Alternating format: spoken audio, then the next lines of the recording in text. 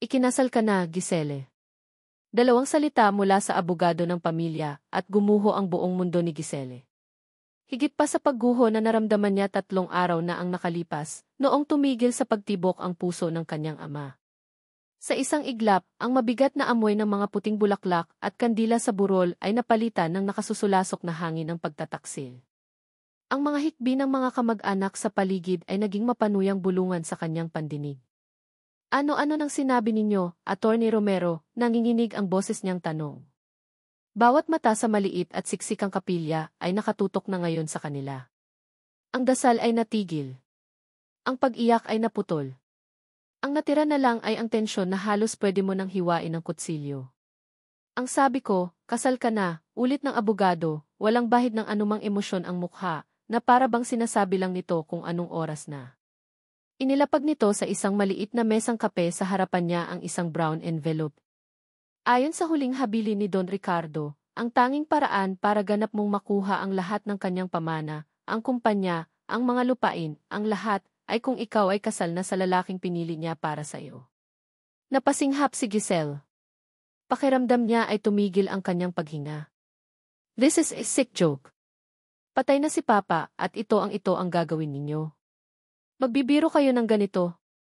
Halos pasigaw na ang kanyang boses, puno ng pait at hinanakit. Ang luha na kanina pa niya pinipigilan para sa ama ay nagbabantang bumagsak dahil sa galit. Hindi ito biro, Hija, mariing sabi ni Attorney Romero. Binuksan nito ang envelope at inilabas ang isang dokumento.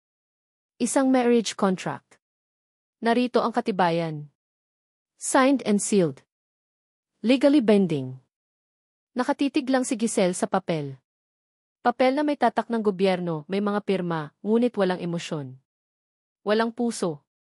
Isang kasunduan lang na sumisira sa kanyang kinabukasan. Sa ilalim ng pangalan niya, Giselle Annie Sandoval, ay nakasulat ang isang pangalan na matagal na niyang pilit kinakalimutan, isang anino mula sa nakaraan na pilit niyang iniiwasan. Jansen Rainier F. De Vera. Automatikong napalibot ang kanyang paningin. Hinanap ng mga mata niya ang may-ari ng pangalan na iyon at hindi siya nabigo. Sa isang sulok, malapit sa pinto, nakatayo ang isang lalaki. Nakasuot ng itim na barong, tahimik, hindi kumikibo. Ang mga mata nito ay nakatutok sa kanya, madilim at malalim, hindi mabasa kung ano ang iniisip. Si Jan ang anak ng dati nilang driver. Ang kalaro niya noong mga bata pa sila sa probinsya, bago sila tuluyang lumipat sa Maynila.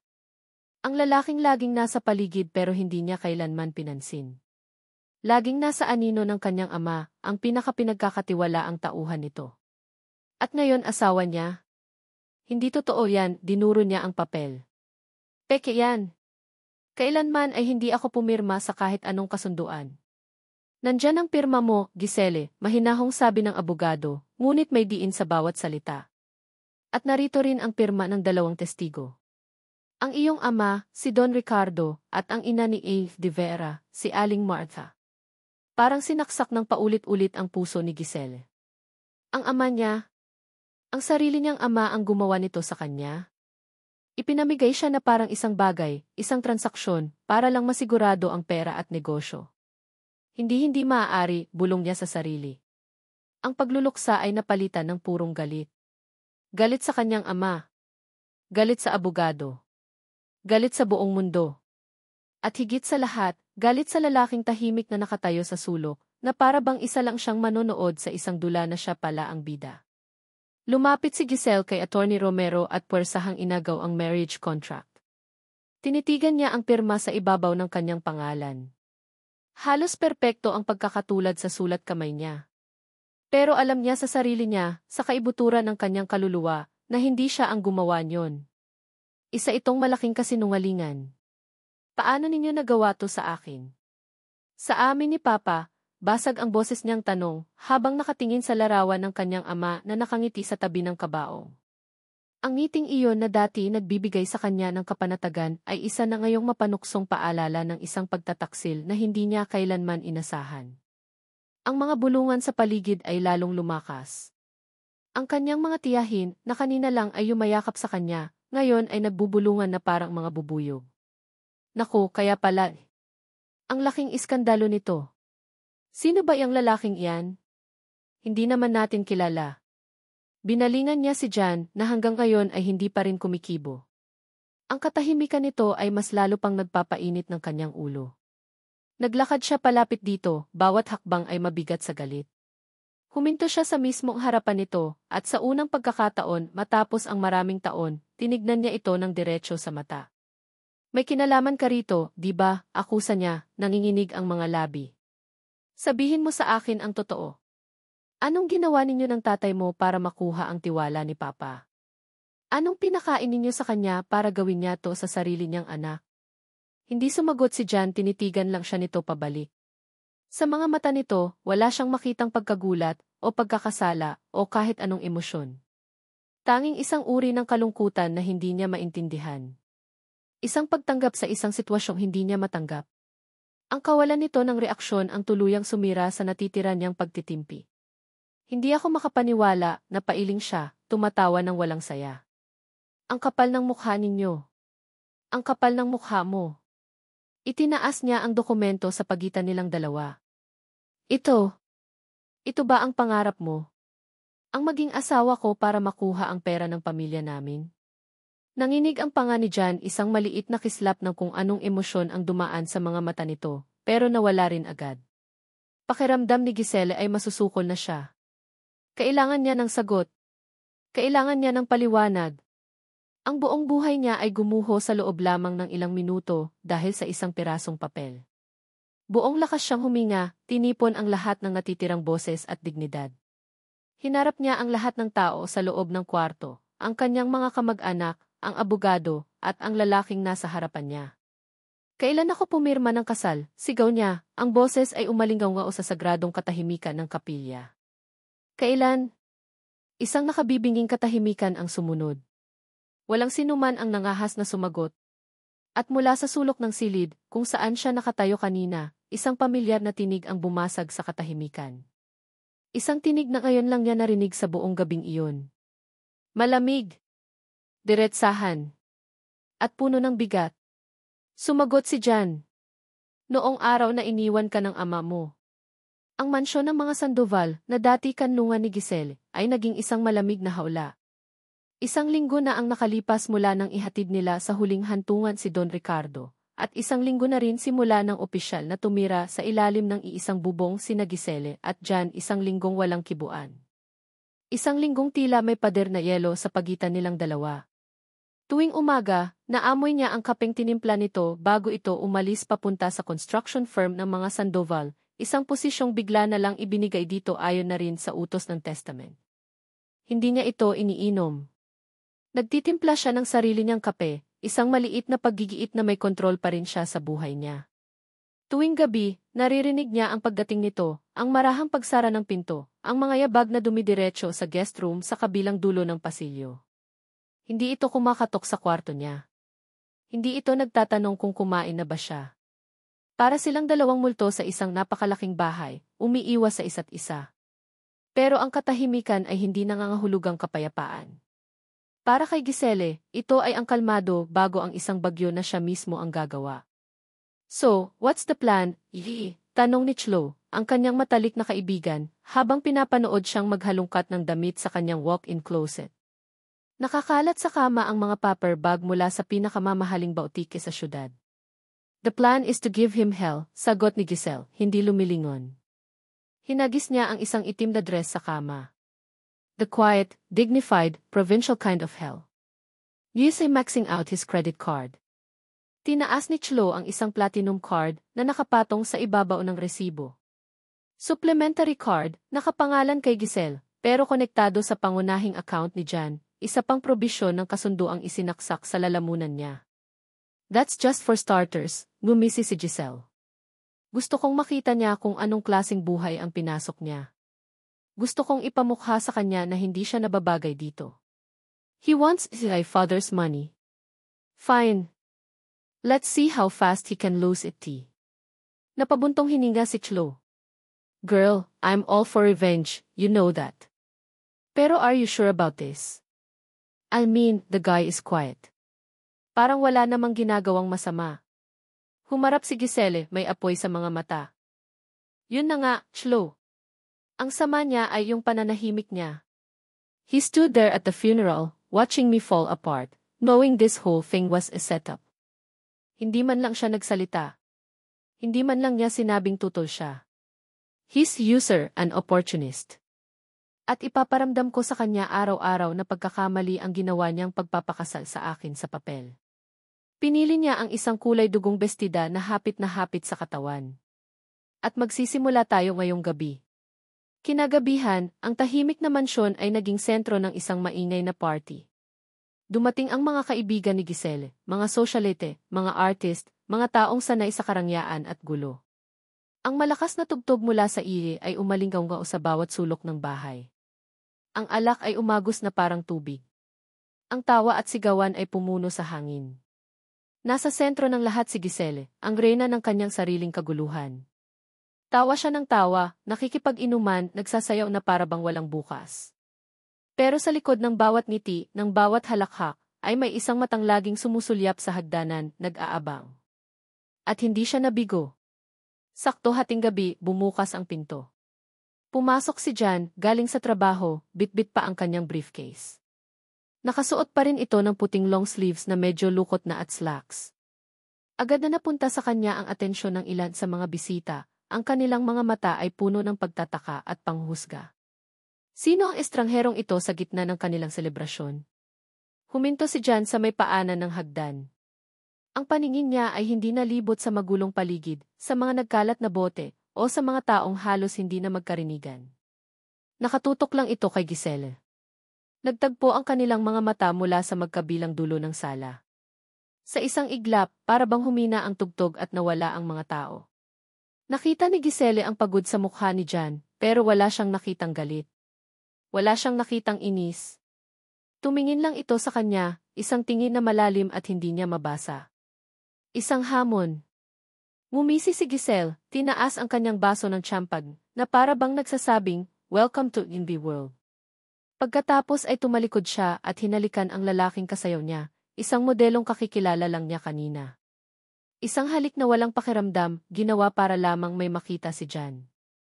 Hindi niya nanilingon pa kung ano ang reaksyon nito. Ipinagpatuloy niya ang pagsasaya, pero alam niya sa sarili niya na nawala na ang anino sa paanan ng hagdan. Umakyat na ito sa itaas. 3:00 ng madaling araw nang umalis ang huling bisita. Ang dating marangyang sala ay mukha ng binagyo. May mga basag na bote sa sahig, mga mansa ng alak sa puting carpet, at amoy ng sigarilyo at pabango.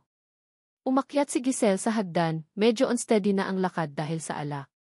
Ang layunin niya ay dumiretso sa kanyang silid at matulog. Ngunit pagdating niya sa itaas, nakita niyang bukas ang pinto ng guest room. Nakatayo roon si Jan, nakatalikod sa kanya, nakatingin sa labas ng bintana.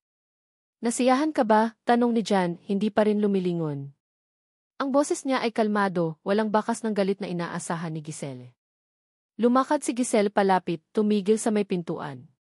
"Sana. Kasi pera mo ang ginastos ko para dyan," mayabang niyang sagot. Inihagis niya sa sahig sa pagitan nila ang mga resibo mula sa kanyang shopping spree. "At marami pa yan.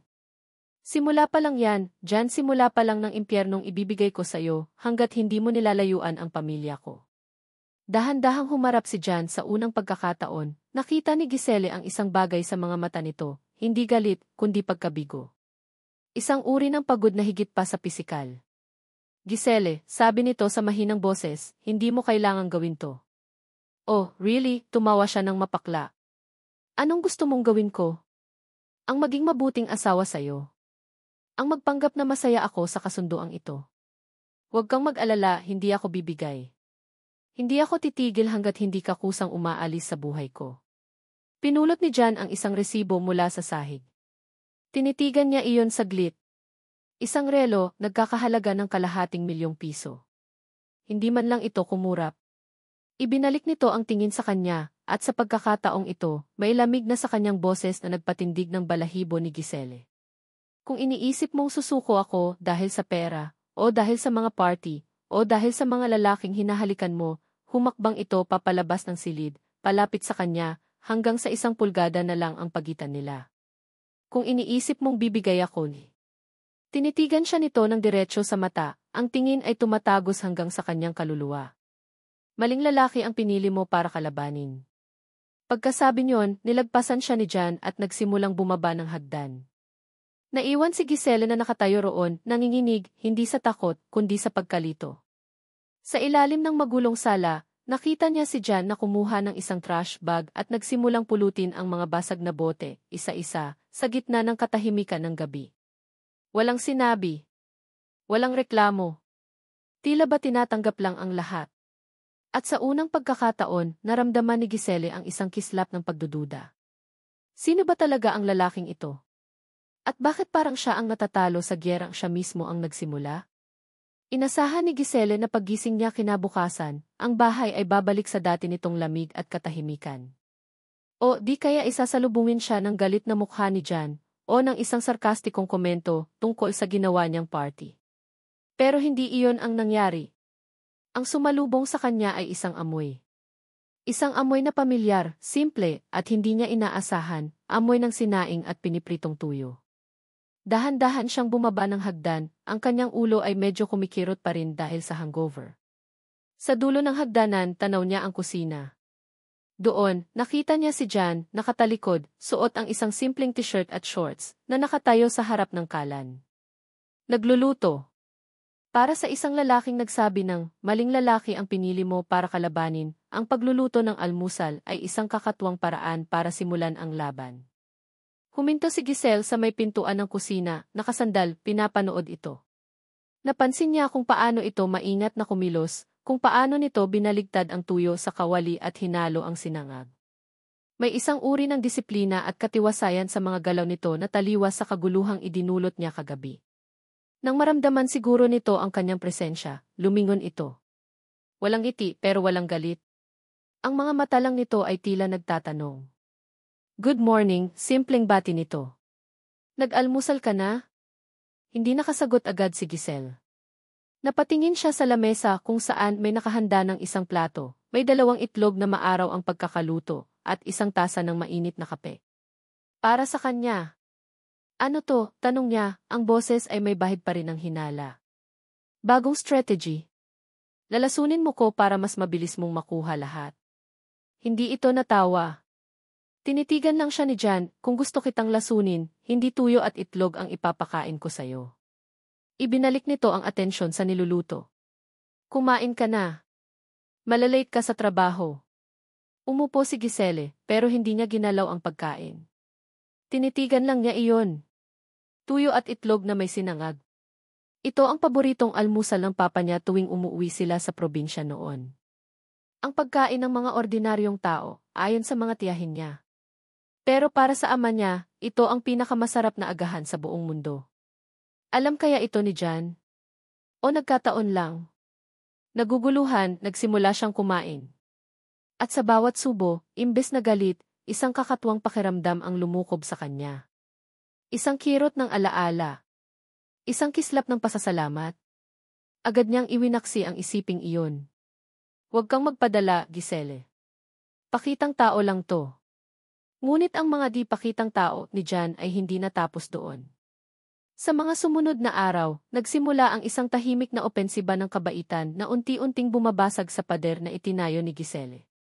Isang umaga, paalis na sana siya nang mapansin niyang flat ang gulong ng kanyang sasakyan. Nagmura siya sa isip, handa nang tumawag ng Grab, nang lumabas si Jan mula sa bahay, bihis na rin para sa trabaho. Anong problema? Tanong nito. Flat tire. I have the meeting in an hour. Inis niyang sagot na para bang kasalanan pa nito. Walang imik, inilapag ni Jan ang kanyang briefcase, tinanggal ang kanyang mamahaling relos at inilagay sa bulsa, at itinaas ang manggas ng kanyang barong. Kinuha nito ang mga gamit sa compartment ng kotse at nagsimulang magpalit ng gulong. Nakatayo lang si Giselle roon, pinapanood ang kanyang asawa na pinapawisan habang mabilis at episyenteng ginagawa ang trabaho. Nakita niya ang dumi at grasa sa mga kamay nito, ang determinasyon sa mukha nito. In fairness, he knew what he was doing. Nang matapos ito, kumuha lang ito ng basahan, pinunasan ang mga kamay at ibinalik ang relo sa kanyang pulso. Okay na, sabi nito na para bang wala lang. Ingat ka sa pagdadrive. Hindi nakapagpasalamat si Giselle. Tumango lang siya, pumasok sa kotse at mabilis na umalis. Pero habang nagmamaneho, hindi niya maiwasang sulyapan sa rearview mirror ang mga kamay niyang malinis na nakahawak sa manibela at maalala ang mga kamay ni Jan na puno ng grasa para lang makapasok siya sa kanyang meeting. Kinahapunan, nasa opisina siya, pilit na iwinawaksi ang mga nangyari nang may kumatok na delivery boy sa pinto ng opisina niya. May dala itong isang paper bag na walang tatak. Pinabibigay po ni Sir Jan, sabi ng lalaki. Nagtatakang binuksan ito ni Giselle. Sa loob, may isang lunchbox. Pagbukas niya, naroon ang paborito niyang sinigang na hipon, mainit pa. May kasama pang maliit na note na nakasulat sa isang pirasong tissue paper, baka nakalimutan mong mag-lunch. Napatingin siya sa orasan. 3 na. Sa sobrang abala, hindi nga niya namalayang hindi pa siya kumakain. Tinitigan niya ang sulat kamay ni Jan, simple, diretsahan, walang paligoy-ligoy. Parang siya. Napabuntong hininga si Giselle. Ang giyera niya ay puno ng sigaw at gulo. Ang sa kanya, puno ng pagkain at pag-aalala. Sino ba talaga ang mas nakakalamang? Ang pinakamatindi ay nangyari noong Biyernes ng gabi. Pag-uwi niya, pagod mula sa isang linggong puno ng trabaho at emosyonal na kalituhan, napansin niya ang isang maliit na vase sa side table ng sala. May isang tangkay ng puting gardenia doon. Ang paboritong bulaklak ng kanyang ina. Nabitawan niya ang kanyang bag, dahan-dahan siyang lumapit. Hinawakan niya ang bulaklak, inamoy ang bango nito na nagbalik sa kanya sa mga alaala ng pagkabata, noong buhay pa ang kanyang ina at masaya pa ang kanilang pamilya. Walang nakakaalam yon kundi siya at ang kanyang ama. Paanong? Narinig niya ang pagbukas ng pinto ng guest room. Lumabas si Jan, nakatingin sa kanya. Nakita nito ang gulat at pagtatanong sa kanyang mga mata. Namumulaklak sa hardin sa likod, mahinang sabi ni Jan, naalala ko, paborito iyan ng mama mo. Iyon na. Ang huling pag-uga sa pader na pilit niyang pinapatatag. Hindi na niya kaya ang pagkalito. Kailangan niya ng sagot. Ano ba talaga ang gusto mo, Jan? Diretsahan niyang tanong, ang boses ay nanginginig sa pinaghalong inis at pagtataka. Naglakad siya palapit dito. Itong pagluluto, pag-aayos ng kotse, pagdadala ng pagkain, ano to? Anong pakana mo? Para saan to lahat? Hindi mo ba kayang tanggapin na may isang taong nag-aalala sa'yo? Kalmado nitong sagot, pero sa pagkakataong ito, may bakas ng pait sa boses. Galing sa'yo. Sa taong pumayag na ikasal sa akin para sa pera, tumawa siya ng mapakla. Huwag mo akong gawing tanga. Alam kong ang lahat ng ito ay para sa mana. Para makuha mo ang loob ko, para mapaniwala mo ako na mabuti kang tao. Pero hindi yan gagana sa akin. Tinitigan siya ni Jan, at sa isang iglap, nawala ang kalmadong maskara nito. Napalitan iyon ng isang bagay na mas totoo, mas masakit. Isang uri ng kalungkutan na ngayon niya lang nakita ng malapitan. Humakbang ito palapit, binawasan ang distansya sa pagitan nila. Ang mga mata nito ay nakatitig sa kanya, malalim at seryoso. Ang bango ng gardenia ay tila mas tumindi sa kanilang pagitan. Giselle. Nagsimula ang lahat dahil sa kasal, pag-amin nito, at parang may kung anong tumusok sa puso ni Giselle. Pero ang mga ginagawa ko, huminto ito saglit, tila naghahanap ng tamang salita. Kung hindi dahil sa kasal na to, tanong nito, ang tinig ay halos pabulong na lang, puno ng isang emosyong hindi niya pa kailanman narinig mula rito. Mamahalin mo pa rin ba ako? Ang tanong ni Jan ay nanatiling nakabitin sa hangin sa pagitan nila, hindi nasagot, hindi nabawi. Kung hindi dahil sa kasal na to, mamahalin mo pa rin ba ako? Hindi alam ni Giselle ang isasagot. Ang totoo, natakot siyang alamin ang sagot. Kaya sa mga sumunod na araw, isang bagong uri ng katahimikan ang namayani sa mansyon. Hindi na ito ang malamig na gyera ng pag-iwasan, ito ay isang maingat na sayaw. May mga sandaling nagkakatinginan sila sa hapagkainan, isang sulyap na puno ng hindi masabing mga salita. May mga gabing nag-uusap sila tungkol sa mga bagay na walang kwenta, ang traffic sa EDSA, ang bagong proyekto ng kumpanya, para lang maiwasan ang mga importanteng tanong. Unti-unti, kahit ayaw aminin ni Giselle, nasasanay na siya. Nasasanay na siyang may nag-aalala kung kumain na ba siya, may nag-aayos ng flat niyang gulong, may naglalagay ng paborito niyang bulaklak sa sala. Ang galit sa kanyang puso ay napapalitan ng isang nakakalitong pagtanggap. At sa kaibuturan ng kanyang pagkalito, may isang maliit na usbong ng kilig. Isang bagay na matagal na niyang hindi naramdaman. Ang braso de Guerra ay unti-unting nagiging isang posibleng pagsuko. Hanggang sa isang gabi, ang multo ng nakaraan ni Jan ay nagpakita, hindi para manakot, kundi para manira. Nasa isang charity ball sila para sa isa sa mga pundasyong sinusuportahan ng Sandoval Corp. Ito ang unang beses na lumabas sila sa publiko bilang mag-asawa. Para kay Giselle, ito ay isang pagsubok. Nakasuot siya ng isang eleganteng sapphire blue gown, pero pakiramdam niya ay isa siyang impostor. Si Jan, sa kanyang perpektong pagkakasuot na tuksedo, ay tila isinilang para sa ganitong mga okasyon, kalmado, kagalang-galang. Relax, bulong nito sa kanya habang papasok sila sa grand ballroom. Ang kamay nito ay marahang nakahawak sa kanyang likod. Nandito lang ako. Ang simpleng pangungusap na iyon ay nagpadala ng kuryente sa kanyang buong katawan. Sa unang pagkakataon, hindi niya itinulak ang kamay nito. Hinayaan niya lang iyon doon, isang mainit na presensya na nagbibigay ng kakaibang kapanatagan. Ngunit ang kapanatagan ay madaling mabasag.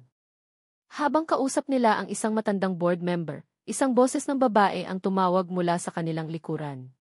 Isang boses na malambing pero may bigat, parang tunog ng kampana. Jan. Is that you? Otomatikong lumingon si Jan. At ang ekspresyon sa mukha nito ay nagbago. Isang ngiti ang sumilay sa mga labi nito, isang ngiti na hindi pa kailanman nakita ni Giselle. Hindi ito ang tipid na ngiti na ibinibigay nito sa kanya. Ito ay isang ngiti na bukas, pamilyar at puno ng alaala. Lumapit ang babae. At para kay Giselle, para siyang nanonood ng isang pelikula sa slow motion. Ang babae ay perpekto. Matangkad, balingkinitan ang katawan, suot ang isang puting-puting gown na tila niyayakap ang bawat kurba ng kanyang katawan sa tamang paraan. Ang buhok nito ay itim na itim, nakapusod ng malinis na nagpapatingkad sa mahaba nitong liig at sa mga diamanteng hikaw sa kanyang mga tainga. Ang ngiti nito ay matamis, pero ang mga mata nito ay matalas, tila sinusuri ang lahat sa isang sulyap. Bianca, sabi ni Jan, at sa pandinig ni Giselle, may kakaibang lambing sa paraan ng pagbigkas niya sa pangalang iyon. I can't believe it. Ang liit ng mundo, sabi ng babae si Bianca habang papalapit. Ang mga mata nito ay hindi humihiwalay kay Jan na para bang sila lang ang tao sa silid. It's been, 2 years? You look good. Very corporate. Tumawa ito ng mahina, isang tunog na para kay Giselle ay tunog ng pang-iinsulto. It's good to see you. Yuto, sagot ni Jan. At doon, sa wakas, ay napunta ang tingin ni Bianca kay Giselle. Ang matamis ng ngiti ay bahagyang nawala sa isang mikrosegundo bago bumalik, mas matamis, mas kalkulado. Tinaasan siya nito ng kilay mula ulo hanggang paa. And you are? Naramdaman ni Giselle ang paghigpit ng hawak ni Jan sa kanyang likod. Isang segundo, dalawa. Sa isip ni Giselle, ang bawat segundong pag-aatubili ni Jan ay parang isang sampal. This is Giselle, sabi ni Jan sa wakas. Sandoval. Asawa ko. Ang dalawang salitang iyon, asawa ko, na dapat sana ay magbibigay sa kanya ng karapatan, ay parang isinubo sa kanya na may kasamang lason. Dahil ang reaksyon ni Bianca ay hindi pagkagulat. Ito ay isang perpektong pag-arte ng pagkagulat. Oh! Napahawak si Bianca sa kanyang dibdib, ang mga mata ay nanlalaki sa kunwari isorpresa. Wow!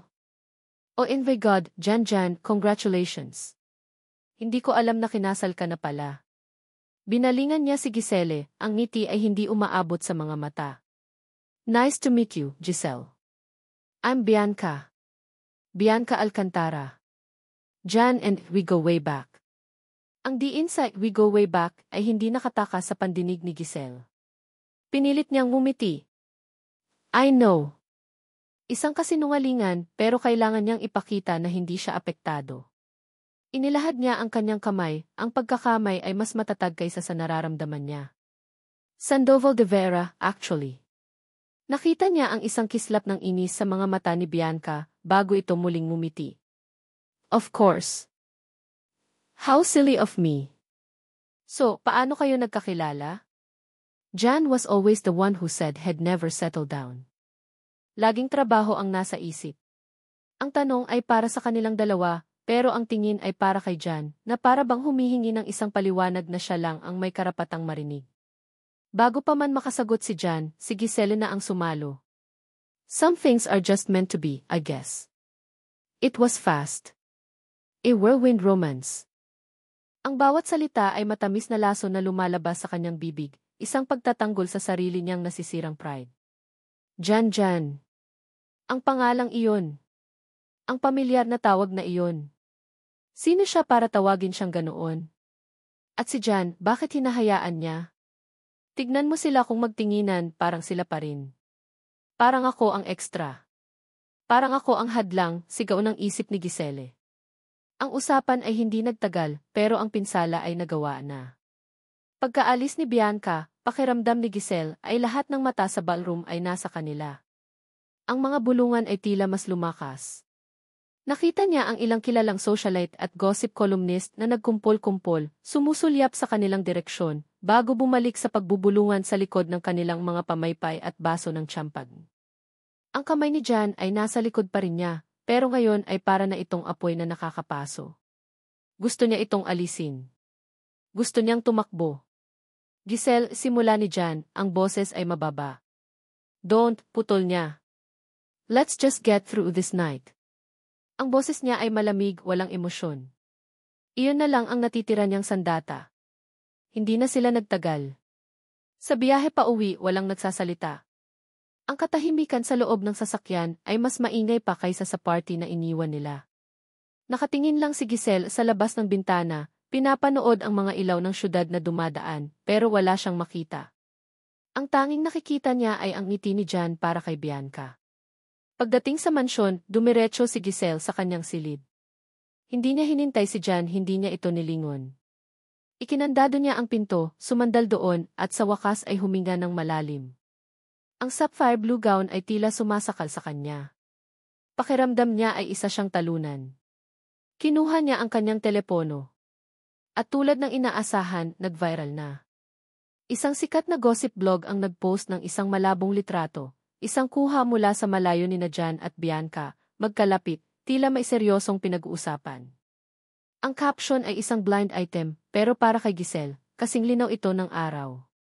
Spotted, Construction Empire Scion, GAA, seen having an intimate chat with his architect ex-girlfriend, GAA, at a high society ball. The two were reportedly inseparable back in the day until career got in the way. Tila may balikan na magaganap. The bigger question is, nasaan ang kanyang mysterious new wife na bigla na lang sumulpot?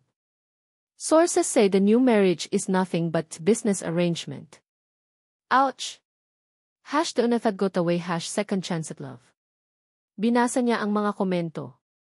Bagay talaga sila ni Bianca. Power couple. True, I heard the wife is just after the money. Isang malaking gulo lang daw yung pamilya. Kawawa naman si Bianca if ever. She deserves better than a guy who's already married, kahit pa sa papel lang. Bawat komento ay isang karayom na tumutusok sa puso ni Giselle. Ang lahat ng kanyang takot, ang lahat ng kanyang insecurities, ay nakasulat na ngayon para mabasa ng buong mundo. Hindi na ito tungkol sa mana o sa sapilitang kasal. Tungkol na ito sa kanya. Na siya ang pampalit. Na siya ang hindi karapat-dapat. Ibinaba niya ang telepono.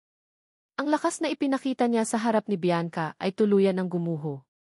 Napaupo siya sa sahig, sa tabi ng kanyang kama, niyakap ang kanyang mga tuhod.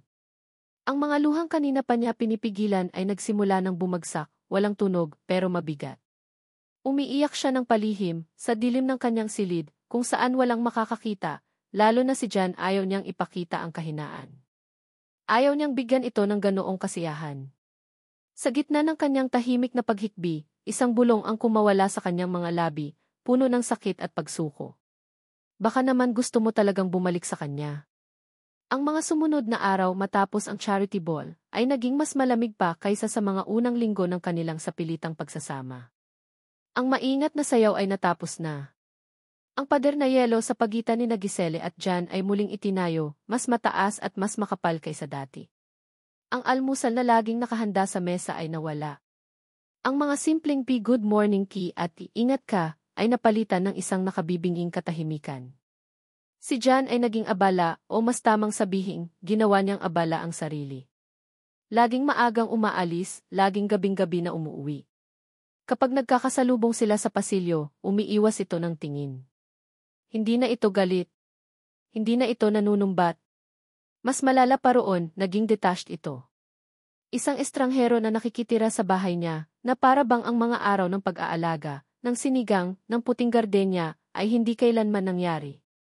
At para kay Giselle, ang bawat araw ng pananahimik na iyon ay isang parusa.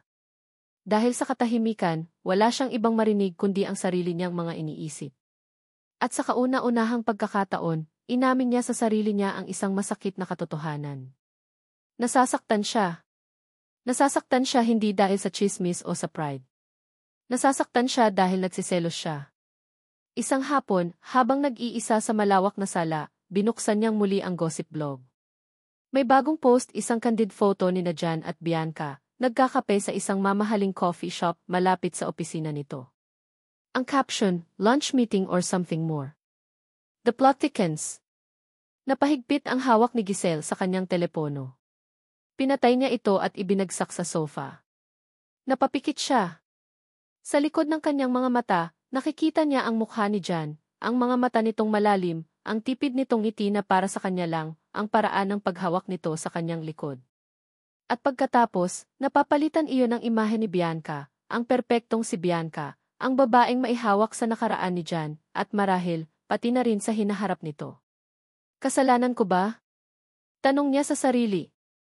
Kasalanan ko bang sinimulan kong mahulog sa lalaking pinakasalan ko sa papel? Huli na ba ang lahat? Ang pag-amin sa nararamdaman ay isang bagay. Ang pag-amin nito sa ibang tao ay isa pang bagay. At ang pagkakataon ay dumating sa anyo ng isang hindi inaasahang bisita. Isang Sabado ng umaga, habang nagkakape si Giselle sa hardin, pumasok ang isang matandang babae sa gate. Simple lang ang suot nito, isang bestidang duster na kupas na at sinelas. Ang mukha nito ay puno ng linya ng panahon at pagod, pero ang mga mata nito ay matalas. Nakilala niya ito agad. Si Aling Martha, ang ina ni Jan, ang isa sa mga testigong pumirma sa kanilang kasal. Tumayo si Giselle, hindi sigurado kung ano ang gagawin. Galit ba dapat siya? O magalang? Magandang umaga po, bati niya, pinipilit na maging kalmado. Hindi umiti si Aling Martha. Tinitigan siya nito, mula ulo hanggang paa, na para bang sinusuri ang halaga ng suot niyang silk robe. Nasaan ang anak ko? Diretsahan nitong tanong. Nasa trabaho po, sagot ni Giselle. Tumango si Aling Martha. Naglakad ito palapit at umupo sa isang silyang ratan sa tapat niya, hindi na naghintay pang alukin. Alam mo ba, Hija, na sa buong buhay niya, ni minsan ay hindi ko nakitang nagtrabaho ang anak ko tuwing Sabado. Hindi nakaimik si Giselle. Laging para sa pamilya ang Sabado niya, pagpapatuloy na matanda, ang boses ay matigas. Dati para sa akin. Ngayon, dapat sana para sa'yo. Tinitigan siya nito ng diretso sa mata. Pero bakit parang mas gusto pa niyang magpakapagod sa opisina kaysa umuwi sa sarili niyang bahay? Pakiramdam ni Giselle ay nasusukol siya. Ito na ba iyon? Ang panunumbat na matagal na niyang inaasahan? Hindi ko po alam ang sinasabi ninyo pagkakailan niya. Isang mapaklang tawa ang kumawala sa mga labi ni Aling Martha. Huwag na tayong maglokohan, Giselle. Nakikita ko ang mga balita. Nababasa ko ang mga chismis. Alam ko kung paano mo tratuhin ang anak ko. Parang basura. Hindi yan totoo, depensa ni Giselle. Ang boses ay tumaas ng bahagya. Hindi totoo, hamon ng matanda. Sinira mo ang pangalan niya sa harap ng mga kaibigan mo. Nagdala ka ng ibang lalaki sa pamamahay ninyo. At ngayon, hinahayaan mong muling pumasok sa buhay niya ang babaeng iyon na minsan nang sumira sa puso niya. Natigilan si Giselle. Si Bianca. Sino pa ba? Suminghal si Aling Martha. Akala mo ba hindi ko alam? Akala mo ba walang sinasabi sa akin si Jan? Mahal na mahal niya ang babaeng iyan noon. Ibibigay niya ang lahat. Pero iniwan siya ni Bianca dahil wala siyang maibibigay na karangyaan. Dahil isa lang siyang simpleng construction foreman noon. Ngayon, bumabalik siya dahil naamoy niya ang pera ng mga Sandoval. Pera na nakuha ng anak ko dahil sa pagpapakasal sa'yo. Ang bawat salita ay parang suntok sa sikmura ni Giselle. Hindi mo alam kung gaano kasakit para sa isang ina na makita ang anak niyang nagdudusa ulit. Nanginginig na ang boses ni Aling Martha, puno ng hinanakit. Pumayag ako sa kasunduang ito ng Don Ricardo dahil akala ko, mabibigyan ka ng magandang buhay ng anak ko. At akala ko, sa wakas, magiging masaya na siya sa isang babaeng disente. Isang babaeng mamahalin siya pabalik. Pero nagkamali ako. Tumayo ang matanda. Ang mga mata nito ay puno na ng luha, pero may apoy pa rin ng galit. Kung sasaktan mo lang din naman ang anak ko, kung ipagtutulakan mo lang din naman siya, pabalik sa babaeng iyon, sana hindi ka na lang pumayag. Layuan mo na siya. Hayaan mo na siyang maging malaya. Pagkasabi niyon, tumalikod si Aling Martha at mabilis na naglakad paalis, iniwan si Giselle na tulala at hindi makagalaw. Ang mga salita ng matanda ay umalinggaw sa kanyang isipan, paulit-ulit. Mahal na mahal niya ang babaeng iyan noon. Pumayag ako dahil akala ko, magiging masaya na siya. Layuan mo na siya. Ang sakit. Ang bigat. Pakiramdam niya ay siya ang kontrabida sa isang kwentong hindi niya naman gustong mapabilang. Ngayon, naiintindihan na niya. Ang pagdistansya ni Jan ay hindi galit. Ito ay pag-iingat sa sarili. Umiiwas itong masaktan muli. At siya, sa kanyang mga ginawa, ang nagtulak dito pabalik sa landas ng sakit na iyon. Kinagabihan, hinintay niya si Jan, hinintay niya ito sa sala, sa dilim. 11:00 na nang bumukas ang pinto. Pumasok si Jan, pagod na pagod, at nagulat nang makita siyang naghihintay. Giselle. Tumayo siya. Sa unang pagkakataon, walang pride, walang galit. Tanging pagsisisi. Nagpunta rito ang nanay mo kanina.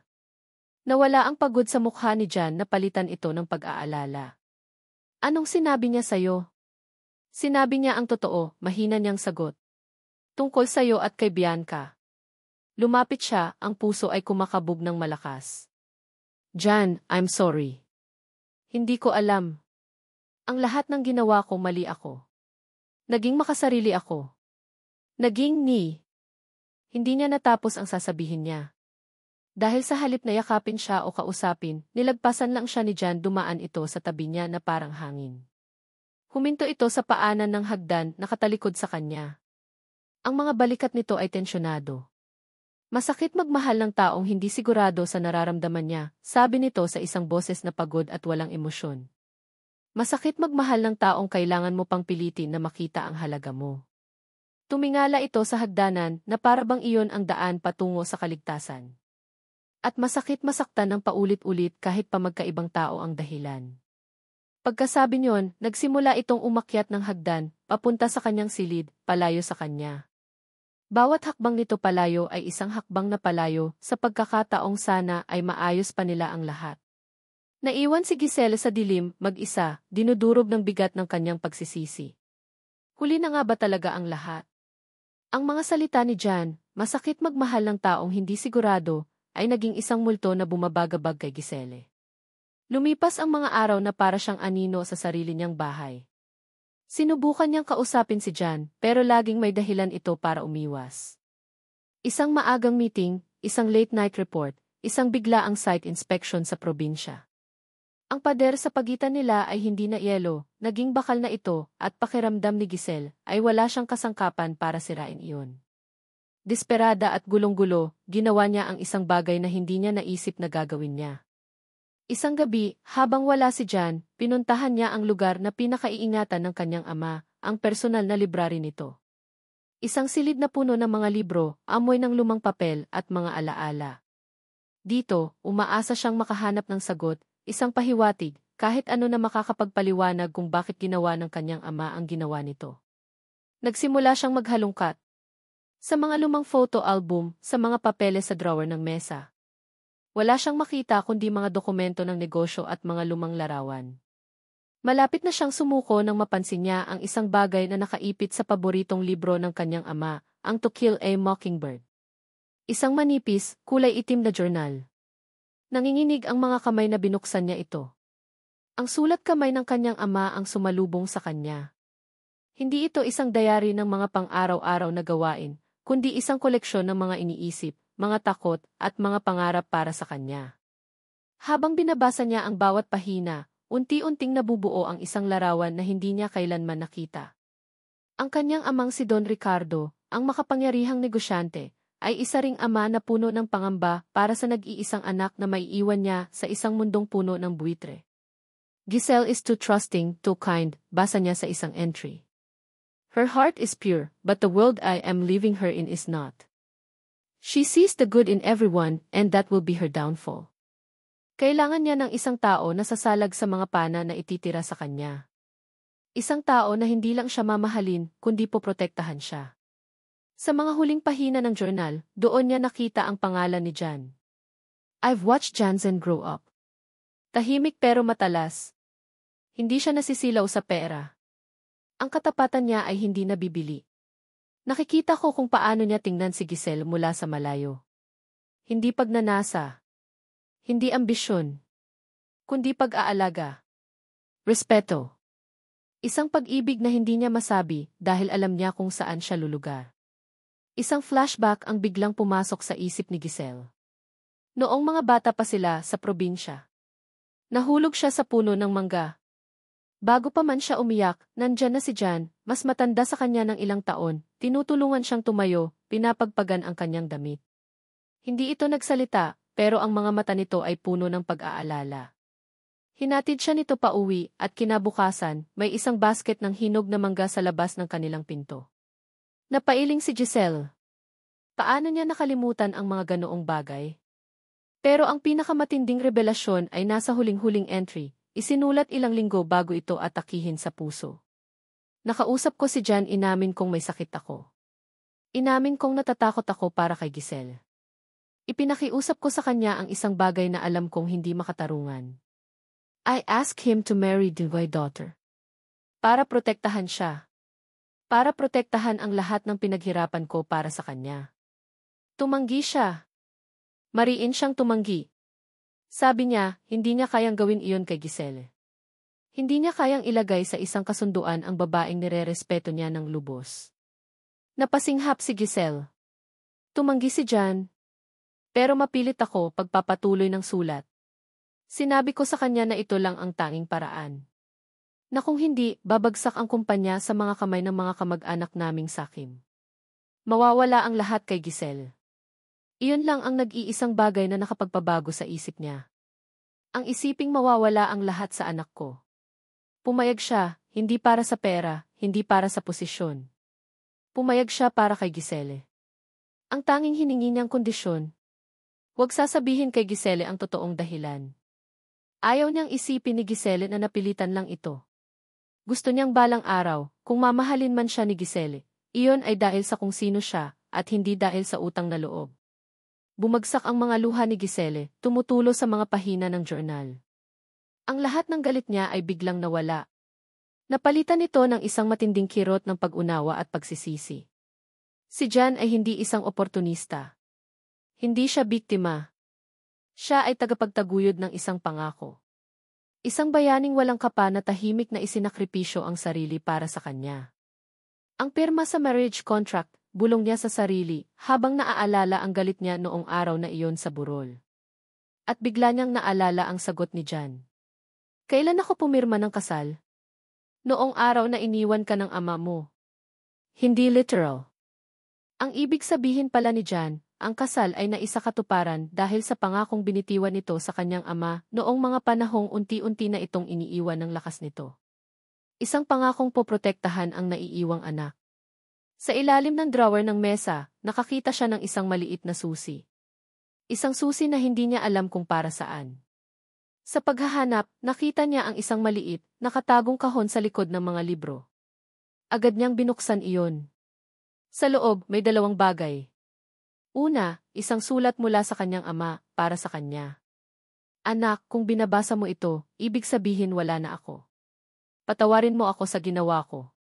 Alam kong masasaktan ka, pero ito lang ang alam kong paraan para masigurado ang kinabukasan mo. Ipinagkatiwala kita sa taong alam kong hinding-hindi ka pababayaan. Si Jan, huwag mo siyang husgahan. Alamin mo muna ang kwento sa likod ng kanyang katahimikan. Ang pangalawang bagay sa kahon ang tuluyang dumurog sa puso ni Giselle. Isang maliit na velvet box. Binuksan niya ito. Sa loob, isang singsing. Simple lang, isang maliit na diamante sa isang manipis na gintong argola. Hindi ito marangya. Hindi ito pangmayaman. Pero may nakaukit sa loob. Isang salita, tadhana. At sa ilalim ng singsing, may isa pang maliit na katuping papel. Mula pa rin sa kanyang ama. Piliin mo siya, Giselle. Dahil matagal ka na niyang pinili, kahit noong mga panahong hindi mo pa alam. Niyakap ni Giselle ang kahon sa kanyang dibdib, habang ang mga hikbi niya ay umalinggaw-ngaw sa katahimikan ng library. Ang lahat ay malinaw na ngayon. Ang lahat ng sakit, ang lahat ng galit, ang lahat ng pagdududa, ay napalitan ng isang umaapaw na pagmamahal at matinding pangungulila, hindi lang para sa kanyang ama, kundi para sa lalaking paulit-ulit niyang si Naktan, ang lalaking tahimik na nagmamahal sa kanya mula sa malayo. Kailangan niya itong makita. Kailangan niyang humingi ng tawad. Kailangan niyang sabihin dito ang lahat. Bitbit ang katotohanan na parang isang mabigat, ngunit nagbibigay linaw na pasan. Hinintay ni Giselle ang pagdating ni Jan, hindi na siya nagtago sa dilim. Binuksan niya ang lahat ng ilaw sa sala. Nagtimpla siya ng 2 tasa ng kape, tulad ng ginagawa nito para sa kanya noon. Inilagay niya sa mesa sa pagitan ng mga tasa ang maliit na velvet box. Ang kanyang puso ay isang pinaghalong kaba, pag-asa at takot. Maghahating gabi na nang marinig niya ang tunog ng sasakyan ni Jan, ang bawat segundo ng paghihintay mula sa pagbukas ng pinto ng garahe hanggang sa pagpihit ng susi sa pinto ng bahay ay parang isang kawalang hanggan. Nang pumasok si Jan, huminto ito sa may pintuan, nagulat nang makita siyang gising at naghihintay. Ang mukha nito ay pagod at sa ilalim ng mga mata nito ay may maitim na bilog. Kitang-kita ang bigat na pasa nito. Giselle, sabi lang nito, ang boses ay pagod. Umupo ka, Jan please, pakiusap ni Giselle. Ang boses ay malambing ngunit desperado. Kailangan nating mag-usap. Nag-atubili si Jan, pero nakita siguro nito ang determinasyon at isang bagong emosyon sa mga mata ni Giselle. Dahan-dahan itong lumapit at umupo sa silyang katapat niya. Ang mga mata nito ay napunta sa velvet box sa mesa. Kumunot ang noo nito. Alam ko na, simula ni Giselle, nanginginig ang boses. Alam ko na ang lahat. Ang usapan ninyo ni Papa. Ang pangako mo. Ang sakripisyo mo. Inusog niya palapit dito ang kahon. Binasa ko ang journal niya. Nakita ko to. Tinitigan ni Jan ang kahon pero hindi ito gumalaw para buksan ito. Isang pader ang muling bumalot sa kanyang mukha, isang pader ng pagtatanggol. Giselle, hindi mo kailangang. Kailangan, putol niya. Kailangan kong humingi ng tawad. Jan, patawarin mo ako. Ang mga luha ay nagsimula ng mamuo sa kanyang mga mata. Sa lahat ng sakit na idinulot ko sa'yo. Sa lahat ng masasakit na salitang binitawan ko. Sa pagiging bulag ko. I was so angry, so selfish, hindi ko nakita ang taong nasa harap ko. Ang taong inalagaan ako kahit na sinusuklian ko lang ng galit. Tumingin siya ng diretso sa mga mata nito, hinahayaan itong makita ang lahat ng pagsisisi at sakit sa kanyang kaluluwa. Patawarin mo ako, Jan please. Isang mahabang katahimikan ang namayani. Tinitigan lang siya ni Jan, ang mga mata ay malalim at hindi mabasa. Nakita ni Giselle ang isang laban na nangyayari sa loob nito, ang pag-ibig na alam niyang naroon pa rin, at ang sakit na paulit-ulit niyang idinulot. Ang puso niya ay lumubog sa bawat segundong lumilipas na wala itong sinasabi. Bumuntong hininga si Jan, isang tunog na puno ng bigat. Ang pagpapatawad, Giselle, madaling ibigay. Pero ang tiwala kapag nasira, hindi na basta-basta na ibabalik. Ang mga salitang iyon ay mas masakit pa kaysa sa isang sampal. Bigyan mo ako ng pagkakataon, pakiusap niya. Patutunayan ko sa'yo. I will earn it back. I will earn you back. Bago pa man makasagot si Jan, tumunog ang telepono ni Giselle. Isang tawag mula kay Chlo. Karaniwan, hindi niya ito sasagutin, pero sa tindi ng pagpupumilit ng kaibigan, sinagot niya ito. Hey, you need to see this. Now, narinig niyang sabi ni Chlo, ang boses ay puno ng pag-aalala. Bianca just posted something on her Instagram. Nanginginig ang kamay na binuksan ni Giselle ang kanyang social media. At doon, sa feed niya, isang post mula kay Bianca Alcantara. Isang larawan. Hindi ito isang candid shot. Ito ay isang malinaw na larawan ng isang dokumento. Isang petition for annulment. Ang mga pangalan ni na Jansen de Vera at Giselle Sandoval ay malinaw na nakasulat. Ang caption ay maikli ngunit nakamamatay. Some things are not meant to last. Especially those built on lies. The truth will always prevail. #moving on #new beginnings. Ano to? Halos pabulong na tanong ni Giselle. Ipinakita ang telepono kay Jan. Anong ibig sabihin nito? Tinitigan ni Jan ang screen, at sa unang pagkakataon, nakita ni Giselle ang purong galit sa mga mata nito. Galit na hindi para sa kanya, kundi para kay Bianca. Wala akong pinirmahang ganyan, mariin itong sabi. Peke yan. Ngunit huli na ang lahat. Ang komento ay bumuhos na parang ulan. Ang chismis ay naging isang naglalagablab na apoy. At para palalain pa ang sitwasyon, bumukas ang pinto ng mansyon. Pumasok si Aling Martha, ang mukha ay tigmak sa luha at galit.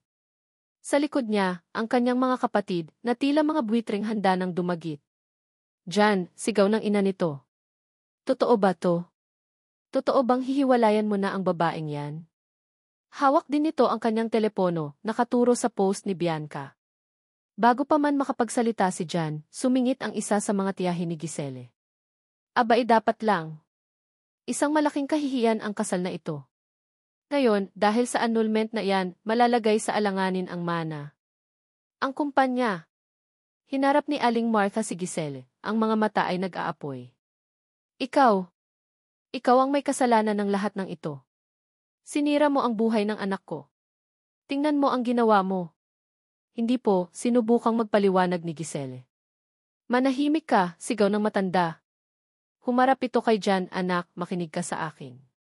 Kung pipiliin mo ang babaeng iyan, kung ipagpapatuloy mo ang kahihiyang ito, kalimutan mo nang may pamilya ka. Kalimutan mo na ang pangalan natin. Ang bawat salita ay isang dago. Ang sala ay naging isang korte kung saan si Giselle ang nasasakdal at ang lahat ay hukom. Ang hangin ay puno ng akusasyon, galit at kasakiman. Nakatayo si Jan sa gitna ng lahat, napapaligiran. Ang kanyang ina. Ang pamilya ni Giselle. Ang babaeng mahal niya na humihingi ng tawad. At ang multo ng isang nakaraang pilit siyang binabalikan. Tumingin si Giselle kay Jan, ang mga mata ay nagmamakaawa.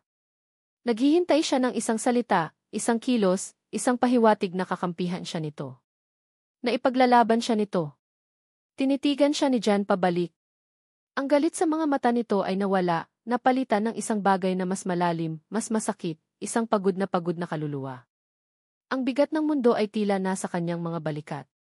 Dahan-dahan itong umiling, hindi sa kanya, kundi sa buong sitwasyon. Hindi ko alam, bulong nito, ang boses ay basag at halos hindi marinig sa gitna ng ingay. Tumingin ito sa kanya ng diretsyo, at ang mga mata nito ay puno ng sakit na para bang sinasaksak din siya. Hindi ko alam kung handa pa akong masaktan kahit ikaw pa ang dahilan. Umalis si Jan kinabukasan. Walang paalam. Isang text message lang ang natanggap ni Giselle. Kailangan ko munang lumayo. Kailangan kong mag-isip. Ang bawat araw na lumipas na wala si Jan sa mansyon ay isang mabigat na pasanin. Ang katahimikan na dati niyang hinahanap ay naging isang ingay na dumudurog sa kanyang puso. Ang malawak na bahay ay naging isang malaking kulungan na puno ng mga alaala niya, kasama ito, ang amoy ng kape sa umaga, ang tunog ng mga yabag nito sa gabi, ang anino nito sa hardin. Ang mga chismis ay lalong lumala. Ang peking annulment papers ay naging sentro ng usapan. Si Bianca ay naglalaro bilang biktima, habang ang mga kamag-anak ni Giselle ay walang tigil sa panunumbat tungkol sa posibleng pagkawala ng kanilang mana. Ngunit para kay Giselle, wala nang masasakit pa sa pagkawala ni Jan. Pagkatapos ng isang linggong paghihintay at pagdurusa, hindi na niya kinaya. Alam niya kung saan ito hahanapin. May isang lugar lang na pupuntahan nito kapag gusto nitong mapag-isa. Ang lugar kung saan nagsimula ang lahat. Nag-impake siya ng isang maliit na bag, iniwan ang lahat ng gulo sa Maynila, at nagmaneho ng maraming oras papunta sa probinsya. Papunta sa Kyrgyz. Mabini. Ang hangin ay nagbago pagpasok pa lang niya sa bayan.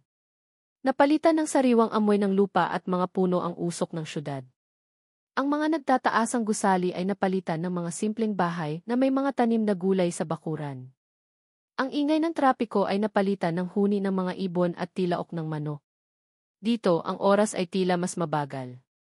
Ipinark niya ang kanyang sasakyan sa tapat ng isang maliit na bahay na kupas na ang pintura, ang bahay kung saan dating nakatira ang pamilya ni Jan bago sila kinuha ng kanyang ama para magtrabaho sa Maynila. Sa tabi nito, nakatayo pa rin ang lumang sari-sari store na pinapatakbo ng lola ni Jan. At doon, nakita niya ito. Nakaupo si Jan sa isang maliit na bangkong kawayan sa labas ng tindahan, nakikipag-usap sa isang matandang babae, ang kanyang lola. Nakasuot lang ito ng simpleng sando at shorts, at sa unang pagkakataon sa loob ng mahabang panahon, nakita ni Giselle na bahagyang nawala ang tensyon sa mga balikat nito.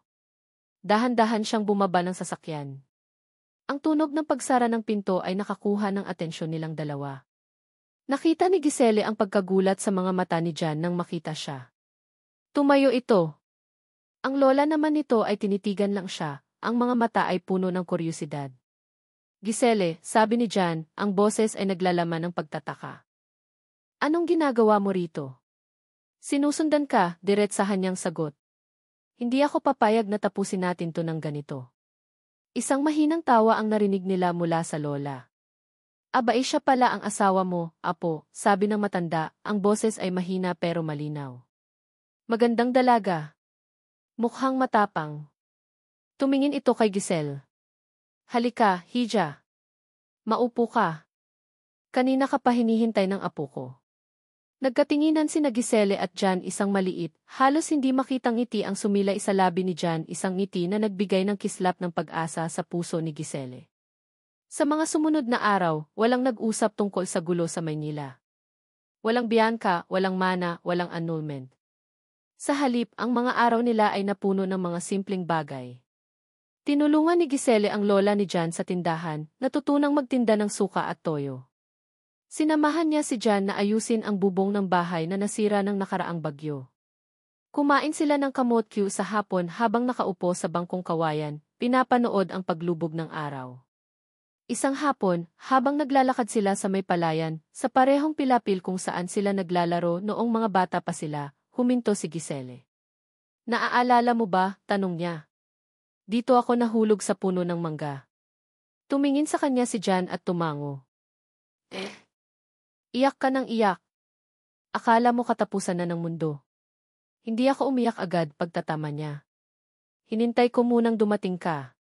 Huminto si Jan sa paglalakad at hinarap siya. Ang hangin ng hapon ay marahang humahaplos sa kanilang mga mukha. Bakit mo ginawa iyon, Giselle? Bakit mo ako sinundan dito? Tanong nito, ang boses ay seryoso.